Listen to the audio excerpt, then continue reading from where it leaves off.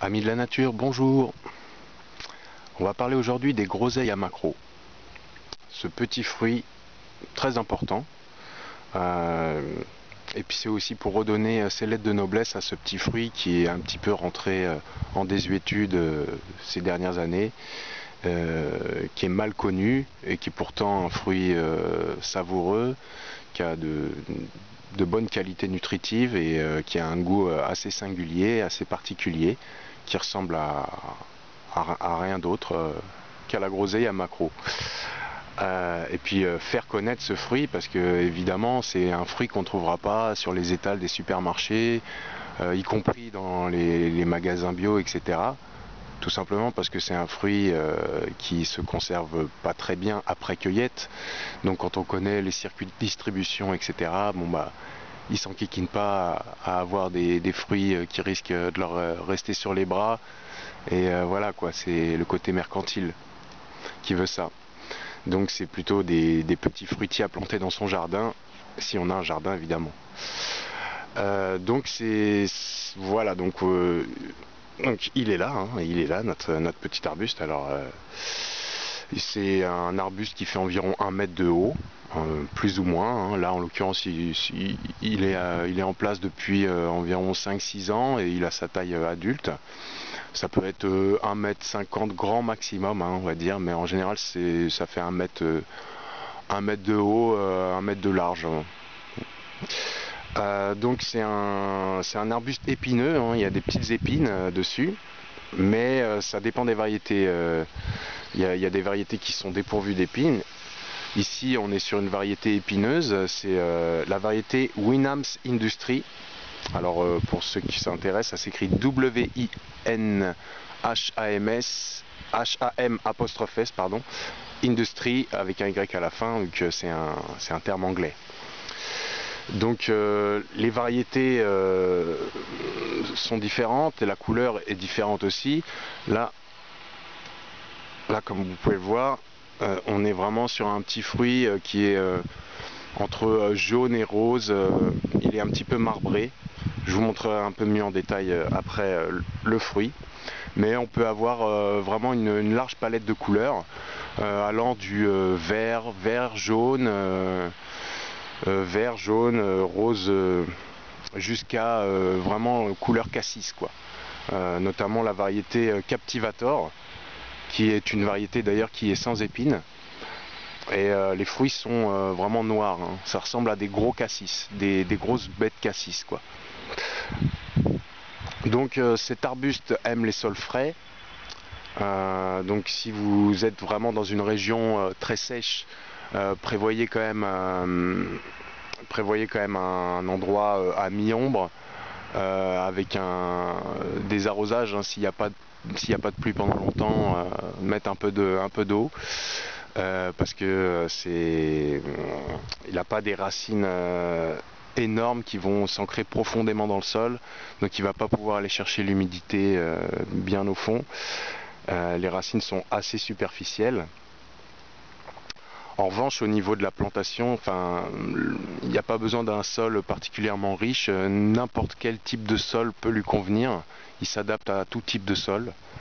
Néanmoins, si vous avez un sol très sableux, prévoyez plus d'arrosage parce que le sable ça draine et comme il fait des racines superficielles, il va pas pouvoir aller chercher l'eau qui est descendue, quoi. Donc après à la plantation c'est bien de mettre un peu de compost, hein, pour l'aider à démarrer, à prendre racine. Et puis une fois qu'il est en place, moi ce que je fais c'est au printemps, je mets un petit peu de compost aussi en surface, un petit peu de terreau et de compost, histoire d'amender un petit peu, d'enrichir et d'assurer une production convenable, quoi. Alors sinon, donc l'exposition mi-ombre, hein, c'est important de ne pas mettre le groseillier à maquereau en plein cagnard. Donc là il est le long d'un mur, donc c'est plutôt bien. Et puis là vous voyez pas, mais juste sur le côté là, c'est le sud, et il y a un aubépine qui fait environ 5-6 mètres de haut, qui le protège des heures les plus chaudes, et il récupère le soleil une fois qu'il est moins fort. Donc ça c'est pas mal. Voilà. sinon c'est un arbuste auto-fertile. Donc même si vous avez que un plant de groseille à macro, vous aurez des fruits. Il n'y a pas besoin de plusieurs sujets, pas besoin de pollinisation croisée.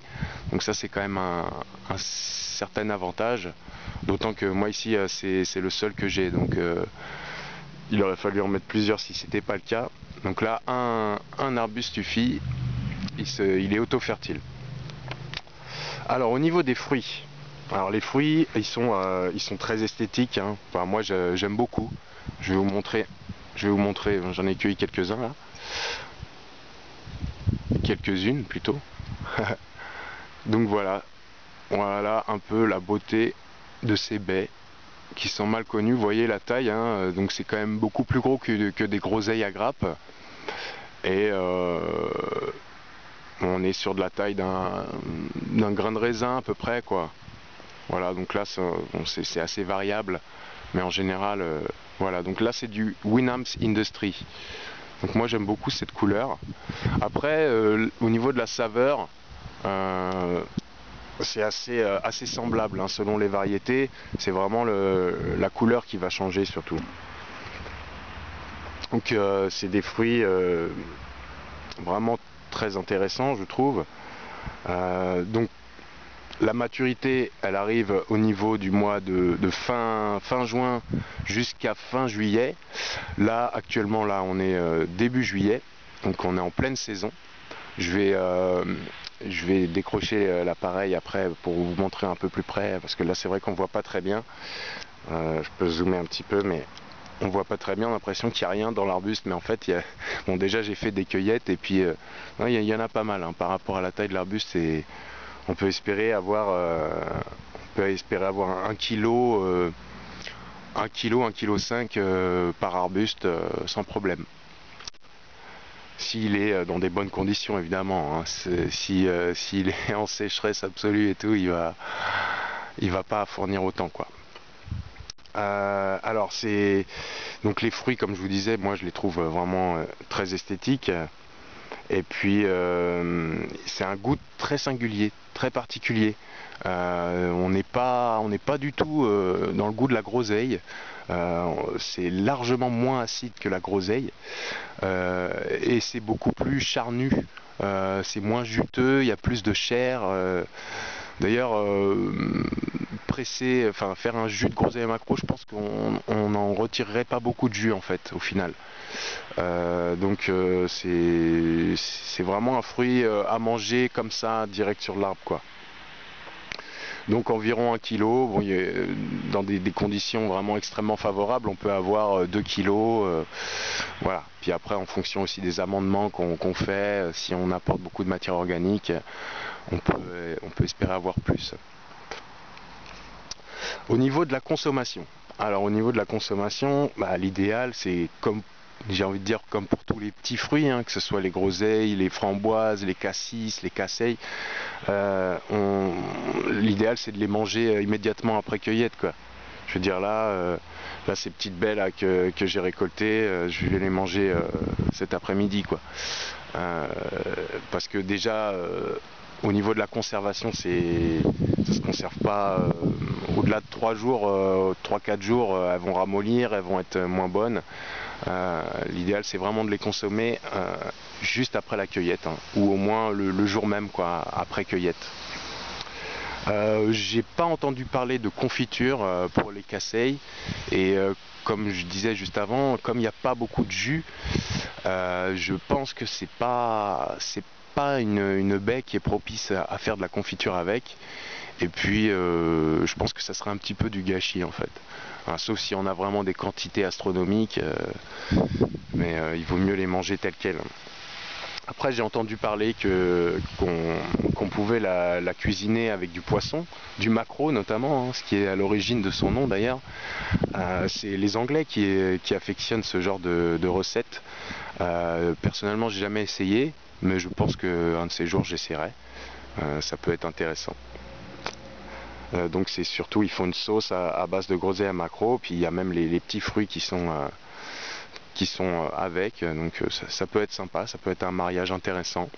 Mais personnellement, je peux pas en parler. Enfin, j'ai pas expérimenté la chose. Donc, si vous avez, si vous connaissez des recettes, n'hésitez pas en commentaire à les partager. Ce sera avec plaisir. Euh, donc voilà pour ce qui est en gros du fruit et du plan et des conditions favorables à sa culture. Maintenant, on va passer à la partie propriété. Parce que, comme vous savez, sur cette chaîne, je parle beaucoup de santé par l'alimentation. Et en fait, tous les fruits, hein, tous les fruits ont des propriétés. Et voilà, j'aime en faire état parce que, au-delà d'être un régal pour les papilles, c'est un régal pour le corps tout entier, quoi. Alors, c'est un fruit qui est très riche en vitamine A, en vitamine B et surtout en vitamine C, hein, comme la plupart des petits fruits, hein. On a vraiment des quantités non négligeables de vitamine C, donc très important. Il y a aussi une bonne quantité de fer, du calcium, du manganèse. Et puis je vais conclure en vous lisant en fait un petit extrait de ce qu'en dit Monsieur Raymond Dextrait, qui est un homme qui est un autodidacte en fait, qui a écrit beaucoup de livres sur la santé au naturel. Donc là, je vais vous lire un extrait c'est tout petit, hein, il n'y a pas grand chose, mais c'est de La méthode harmoniste. Donc voilà, je vous montre le bouquin, La méthode harmoniste. Donc là, j'ai vu, il est toujours édité, hein, c'est un bouquin vraiment qui est super. Et donc là, c'est une ancienne édition, mais il est toujours édité, il est toujours possible de l'acheter. D'ailleurs, je vous le conseille vivement parce que c'est vraiment une bible, hein. Il y a 500 pages, hein, donc enfin, je vérifie quand même. Voilà, on est à 600 pages, quoi. Et ça, vraiment, c'est très très complet et très détaillé, très important, vraiment un ouvrage majeur. Je vous le remontre encore. La méthode harmoniste, Raymond Dextrait. Voilà. D'ailleurs, il y a sa fille qui a un certain âge maintenant, parce que c'est un homme qui a vécu au XXe siècle, hein, il est mort en 2001, mais il a écrit vraiment un très grand nombre d'ouvrages, il s'est intéressé à l'argile, etc. J'aurai probablement l'occasion d'en reparler sur cette chaîne. Parce que c'est vraiment, en plus c'est un autodidacte, donc il a vraiment été, il a pas eu les dogmes de la médecine allopathique, il a pas eu cette influence là, et il a réussi à se soigner lui-même par ses recherches et en confrontant beaucoup de documentation et en expérimentant sur lui. Donc c'est vraiment quelqu'un d'assez remarquable. Donc je vais vous lire ce qu'il en dit sur les groseilles à macro. Alors, une petite minute, je retrouve la page. Alors, groseille à macro.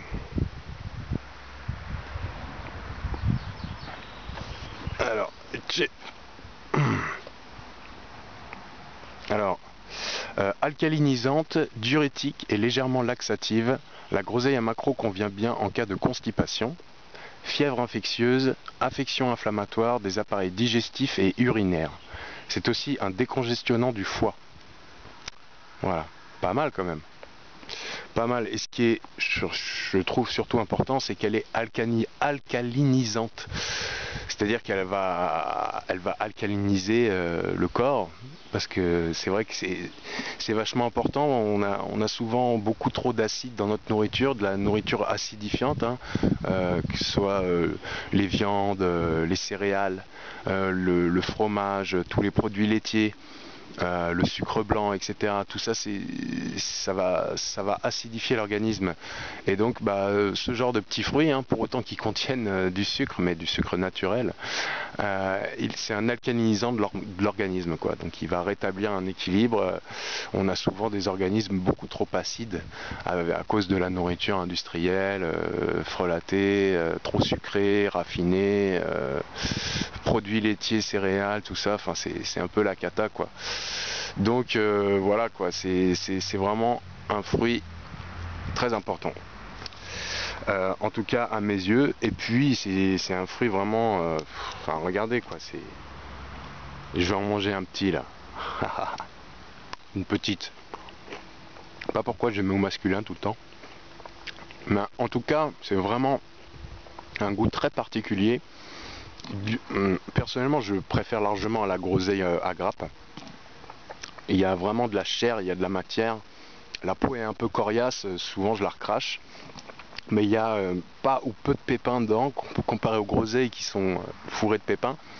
Bon, je crache pas sur la groseille, hein, j'aime bien, j'en ai parlé d'ailleurs dans une vidéo précédente, notamment les groseilles blanches, qui sont particulièrement bonnes. Mais là, c'est vraiment un fruit qui se mange vraiment super bien sur l'arbre. D'ailleurs, on va aller voir un petit peu de plus près, parce que là, c'est vrai qu'on voit pas énormément.